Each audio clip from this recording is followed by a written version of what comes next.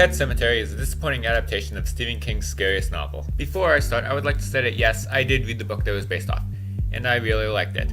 I've also seen the original late 80s adaptation and thought that it was okay. While the acting wasn't the best, it did have its creepy moments and stayed true to the spirit of the book.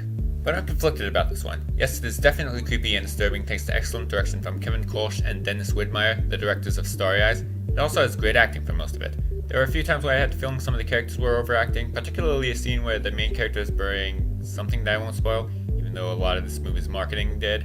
But these were very few and far between. But on the flip side, it deviates from the original story, which I have no problem with. I don't want this to be a shot-for-shot remake of the original, but does it have to be so stupid?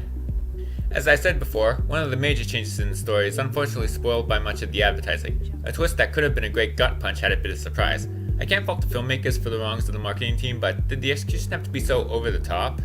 There is definitely a tense and emotional scene buried within it, but it's partially ruined by the fact that it involves someone getting a death that's more suited for a henchman in a latter Fast and Furious sequel, except with really bad CGI.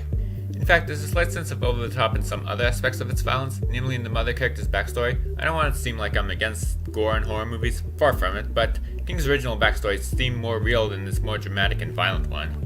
Some of these changes, most notably the ending, seem like a good idea on paper, but don't work in execution. It is a very abrupt, unsatisfying ending that relies on characters making unbelievably bad decisions. Of course, one could argue that the original ending also relied on stupid decision, but that decision somewhat made sense in the context of the theme of the book and movie. While here you can only think, just get out of there and don't leave the baby alone, you idiot. But I've talked too much about the bad. Let's talk more about how great other aspects of the direction are. Yes, it's kind of like the Conjuring style that most horror movies try to look like nowadays, but it does it very well. It never feels too generic and has a creepy vibe and great tension, despite a few unfortunate jump scares. It really elevates this otherwise heavy-handed and dumb movie.